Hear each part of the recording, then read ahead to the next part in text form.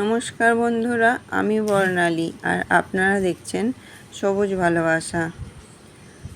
তো টাইটেল আর থাম্বনেল দেখে এতক্ষণে বুঝতেই পেরে গেছেন যে আজকের ভিডিওটা একটু বেশি কষ্টদায়ক। একজন ছাদ বাগানি যদি ছাদ বাগান খালি করে ফেলে তাহলে তার কাছে এটা অনেকটাই কষ্টদায়ক। তো এত গাছ আমিও আর সামলে উঠতে পারছি না, তাই সমস্ত গাছ দিয়ে দেব চিন্তাভাবনা নিয়েছি এবং ঠিক করে নিয়েছি। তাই কয়েকজনকার সঙ্গে যোগাযোগ করেছি, কয়েকটা নার্সারির সঙ্গে যোগাযোগ করেছি। দেখা যাক, যে কদিন গাছগুলো থাকবে সেই কদিন হয়তো আপনাদের সঙ্গে একটা দুটো ভিডিও আর হয়তো শেয়ার করতে পারবো। তারপরে আমার ইউটিউবও কমপ্লিট, মানে আর হয়তো আমি ভিডিও শেয়ার করতে পারবো না, কারণ বাগান নিয়েই আমার, ছাদ বাগান নিয়েই আমার ইউটিউব। আর ছাদ বাগানটাই যদি না থাকে তাহলে কি করে আমি ভিডিও শেয়ার করব।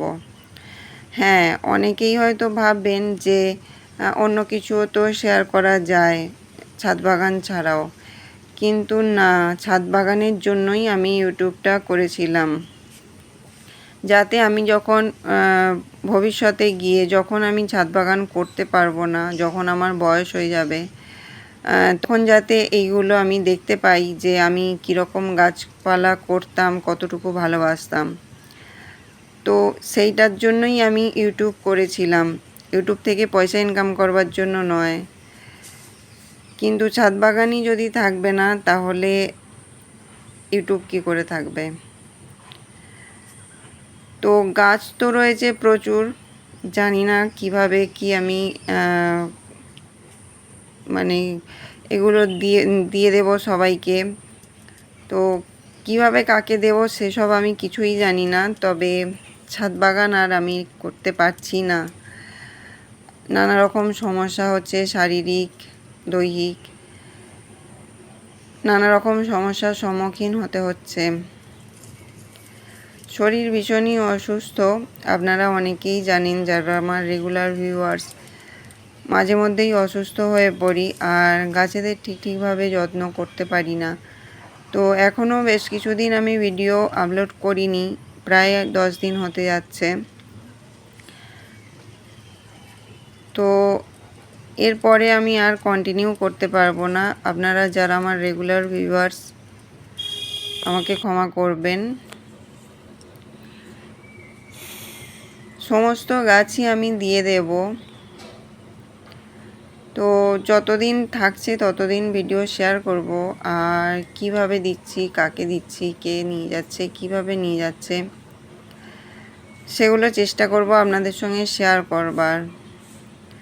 তো মনটা একদিক থেকে কষ্ট হচ্ছে অনেকটাই যে ছাদ বাগান থাকবে না। হয়তো মনটা এখন যদি আমি একটু শক্ত করে নিই, ভবিষ্যতে হয়তো আমার ভালো হবে, হয়তো আমি শারীরিক অসুস্থতাটাও কাটিয়ে উঠতে পারবো।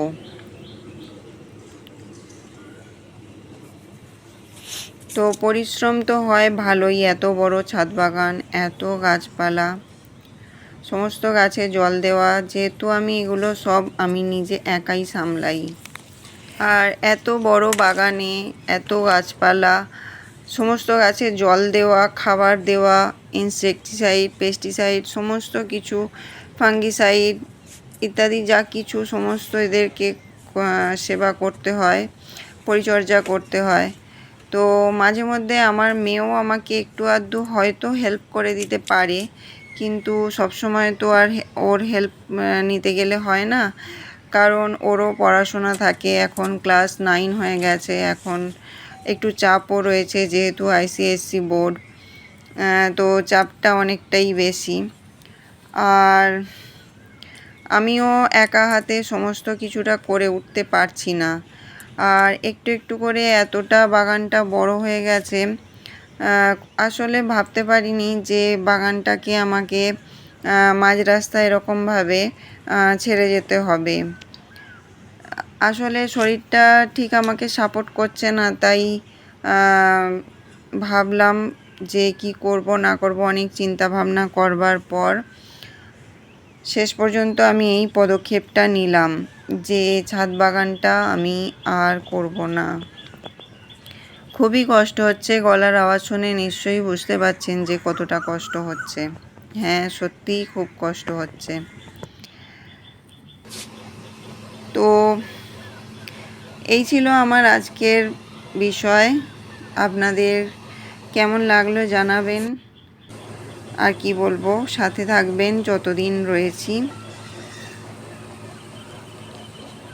তো আজ এই পর্যন্তই, কথা হবে আবার পরবর্তী ভিডিওতে।